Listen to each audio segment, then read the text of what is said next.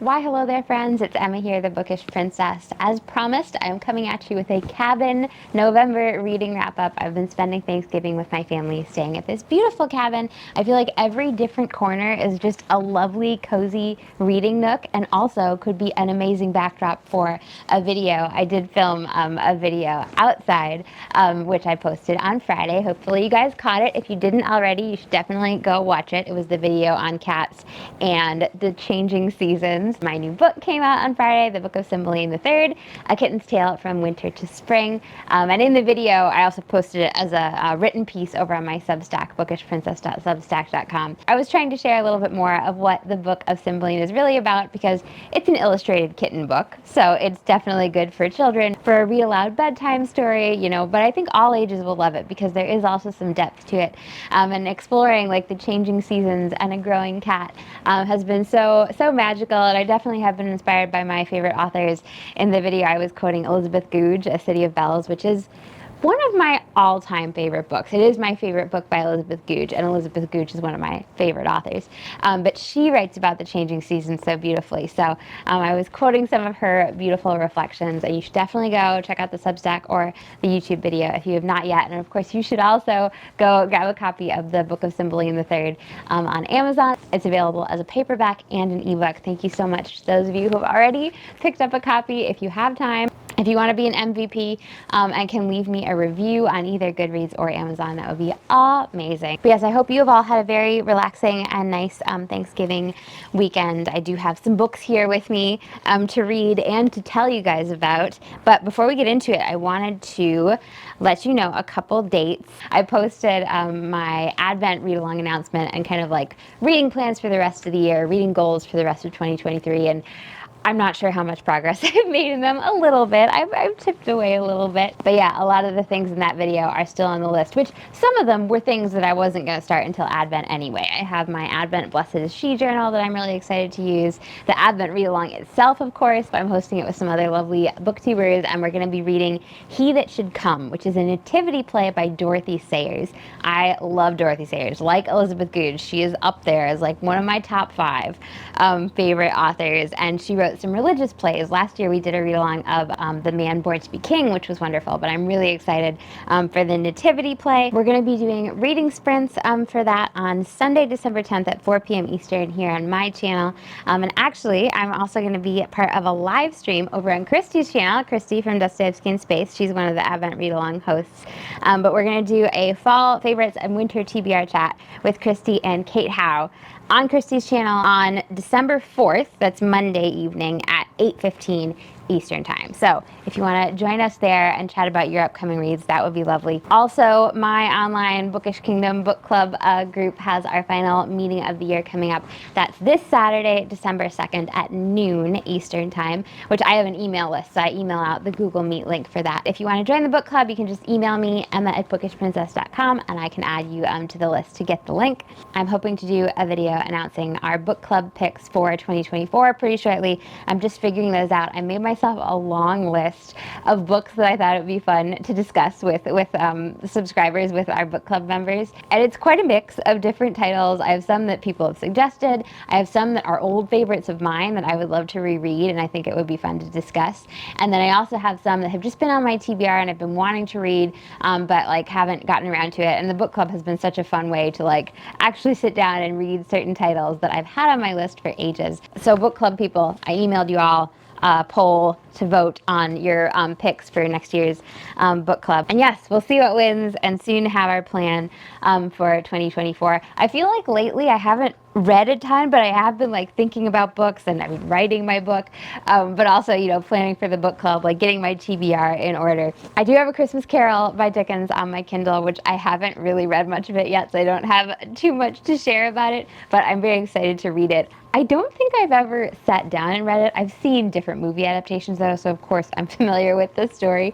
But it should be really fun and festive to discuss with you all. My best reads throughout November have been two friends, two Inklings, Lewis and Tolkien. I've been enjoying both of these so much, but we'll start out with the Chronicles of Narnia. I've been reading my way through this. I had read The Lion, the Witch, and the Wardrobe, but it's my first time going through the rest of Narnia, and it's so delightful. I've been wondering, though, if I would have gotten as much out of it as a kid, because I feel like there are so many subtle little things that it's easier to appreciate as an adult, like in this one. So I'm on to The Voyage of the Dawn Treader, where you can see from the cover that they go off in this amazing ship. There's a new character named Eustace, who is joining to the Pevensies, and Eustace is the worst.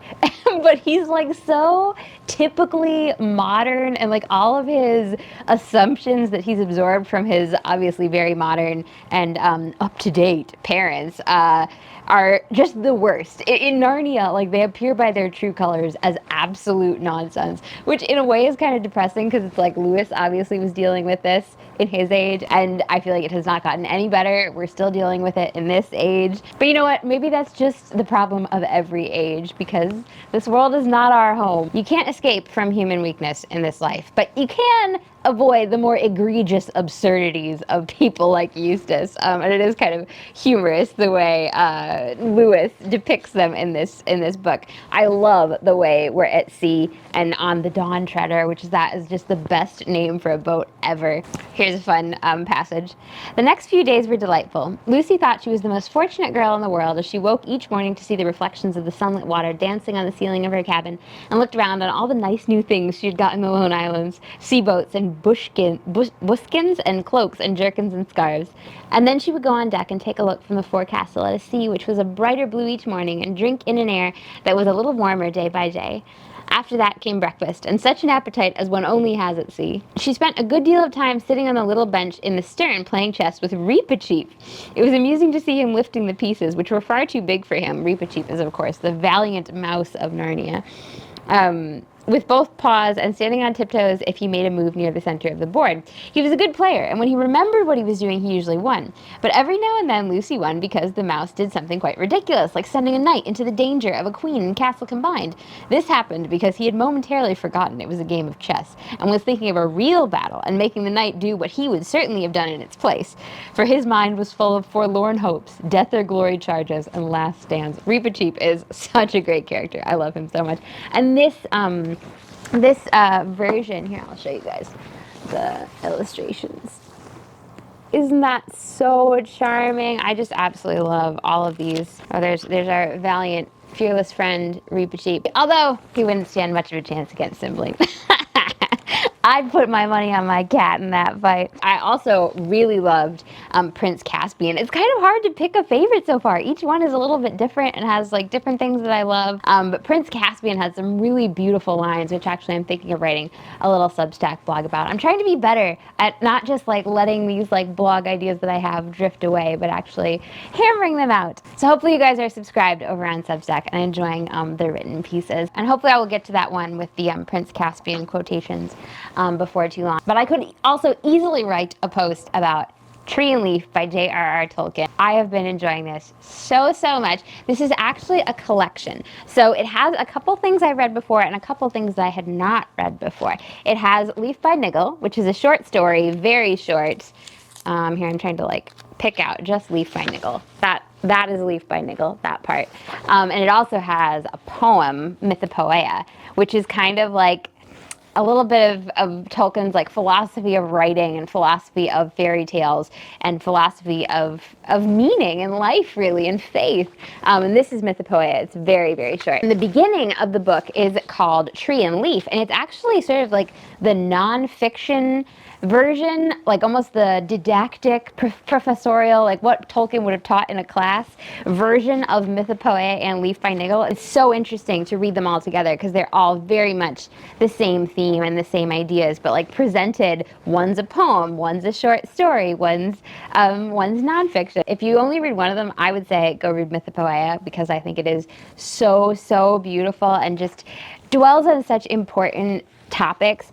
I won't read you out the whole thing. I mean, I could. Actually, I kind of would like to do like a video where I just read it out and then put it to, you know, some beautiful B-roll, but I already have too many video ideas and not enough time to get to them all. So I'm just going to read you my favorite part of the poem. One of the ideas that these writings deal with is the idea of like wish fulfillment. How so many people find it so easy to dismiss certain genres or certain books or certain stories as just empty wish fulfillment. And Tolkien says, no, you need to think about that. The heart of man is not compound of lies, but draws some wisdom from the only wise, and still recalls him. Though now long estranged, man is not wholly lost nor wholly changed. Disgraced he may be, yet he is not dethroned, and keeps the rags of lordship once he owned, his world dominion by creative act. Not his to worship the great artifact, man, sub-creator, the refracted light, through whom is splintered from a single white to many hues, and endlessly combined in living shapes that move from mind to mind. Though all the crannies of the world we filled with elves and goblins, though we dared to build gods, and their houses out of dark and light, and sow the seed of dragons, 'twas our right, used or misused. The right has not decayed. We make still by the law in which we're made. Yes, wish-fulfillment dreams we spin to cheat our timid hearts and ugly fact defeat. Whence came the wish, and whence the power to dream, or some things fair and others ugly deem? All wishes are not idle, nor in vain fulfillment we devise. For pain is pain, not for itself to be desired, but ill, or else to strive or to subdue the will, alike were graceless. And of evil this alone is dreadly certain, evil is. Blessed are the timid hearts that evil hate, that quail in its shadow and yet shut the gate, that seek no parley, and in guarded room, though small and bare, upon a clumsy loom weave tissues gilded by the far-off day, hoped and believed in under shadow's sway. Blessed are the men of Noah's race that build their little arks, though frail and poorly filled, and steer through winds contrary towards a wraith, a rumor of a harbor guessed by faith.